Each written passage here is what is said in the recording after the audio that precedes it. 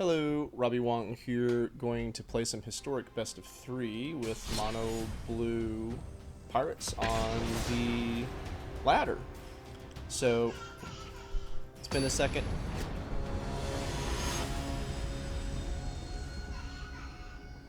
We've had some really good updates to the stream. Hope you enjoy the experience. And we won the die roll. We can't keep this. We really need a creature to curiosity onto. Can't keep this. Man is tapped. Doesn't have a plan. We can keep this. Alright, we're gonna keep the disruption, and we're gonna keep the cards that unmulligan us. Goodness gracious. Okay. I'll be honest, in my last game, I managed to pass through a whole turn. Yeah. Get out of there, Spectral Sailor. Evacuate! Take the Curious Obsession.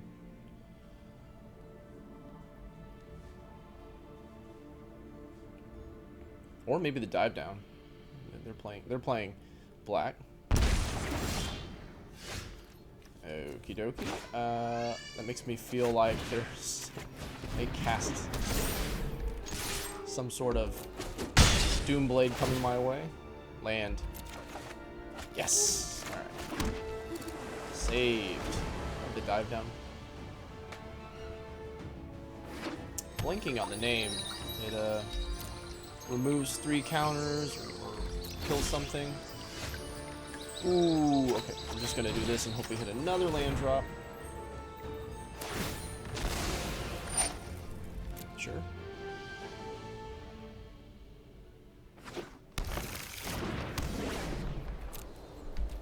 Then we can have double shields. Siren Stormtamer and dive down. Yes, okay. I mean, I'm happy to draw a Lofty Denial. Alright, so we can only do one of these anyways, so cast a Siren Stormtamer. End the turn. Now we have one more point of power. Rejuvenator. Okay, so this is ramp. So we'll save this for their Hour of Promise and try and stop them right there. Then and there. Our clock is not particularly fast, but the price is the price. Brazen Borrower. Nothing to Brazen Borrower here.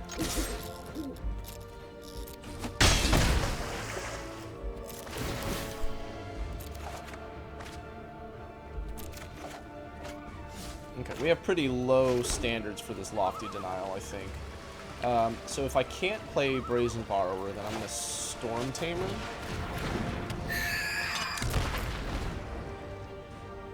2, 3, 4, 5, 6, 7. I'm not quite dead. Alright, here comes Hour of Promise.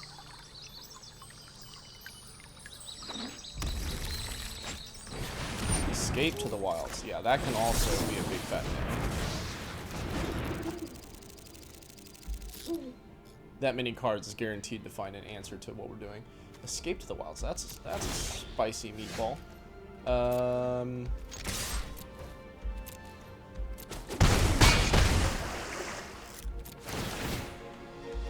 So the next threat I play, is it Stormtamer or Brazen Borrower? I think it's gonna be, well, I guess, why can't it just be both? Yeah, because then I still have mana to Brazen Borrower and dive down. Okay, lethal on board, go.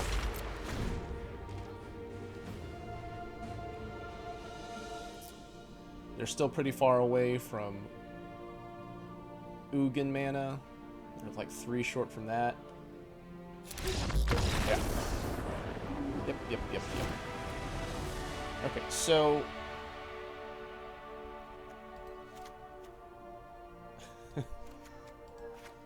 maybe 1.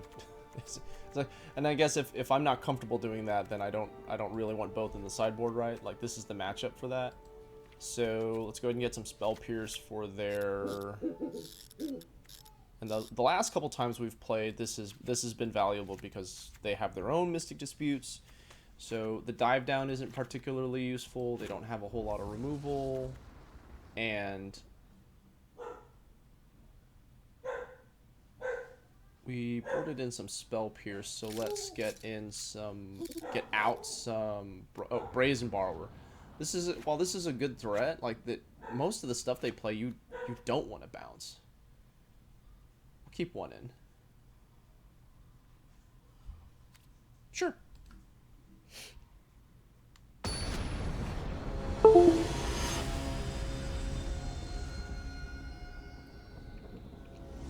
Vipperman. Yeah. I've done more with less.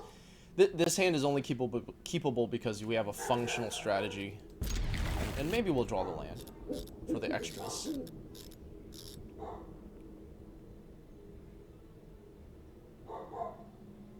Bark, bark, bark, bark. Or they could just rip out my Siren Stormtamer right now. So our only hope is A, draw another one, but B, they mulligan for the Thoughtseize, and it's not a very functional hand. But of course. Well, at least we can Lofty Denial, but I don't have a flyer, so.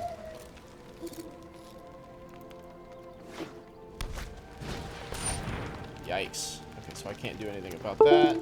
That's particularly crippling for our archetype. Alright, we drew a Spectral Sailor. Alright, so that means if I want a Lofty Denial, I can Spectral Sailor and then Lofty Denial. Do I want to denial that? I feel like the answer is no.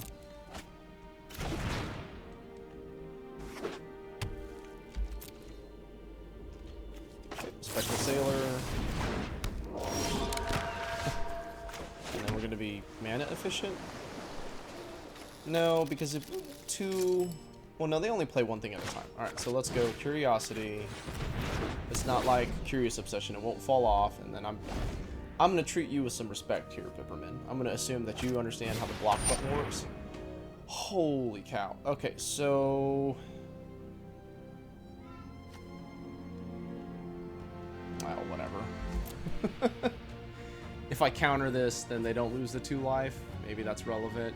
No, I have to spend 2 counter spells to knock it out anyways.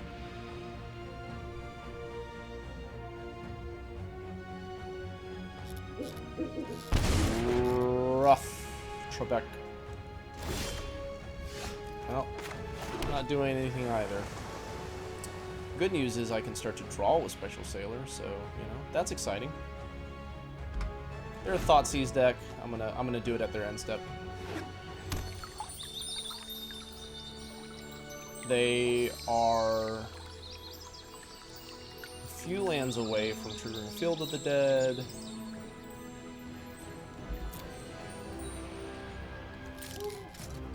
Yay, card advantage.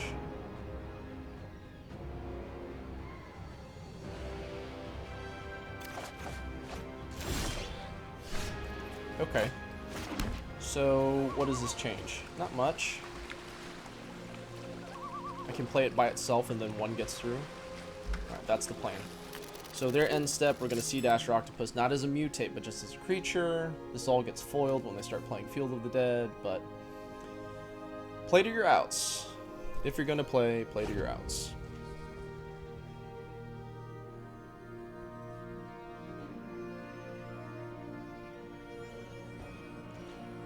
Nothing? That's a suspect. Oh, okay, there's a land drop. Alright, you get out there. Not as a... Whew.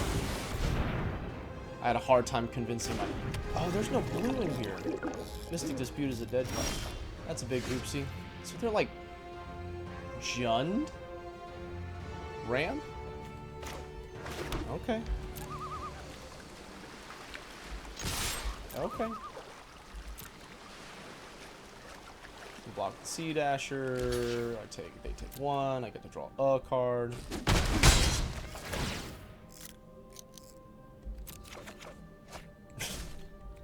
So embarrassed.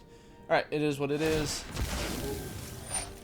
I got so used to seeing the Explorer, I just assumed it was Sultai. Bam, but it's like Jund lands. Jund ramp. Jund ramp to what? Okay, same thing, right? Like, it just doesn't really matter. So, are we at trips? Yeah. Trips Thoughtseize. You get no thoughts. All your thoughts belong to us. Well, I get to draw another card. Trickster. That's so great. We get to unthoughtseize ourselves.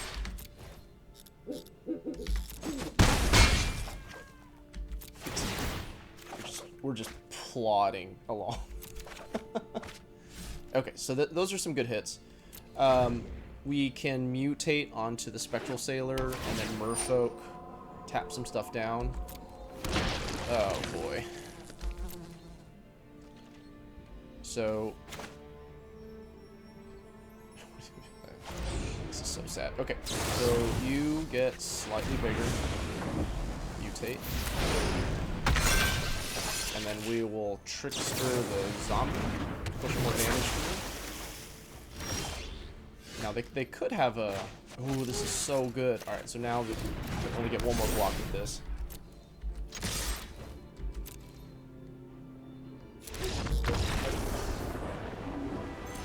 I'm Robbie Wong. Thanks for watching. Make sure to like, share, and subscribe, and we'll catch you guys on the next one.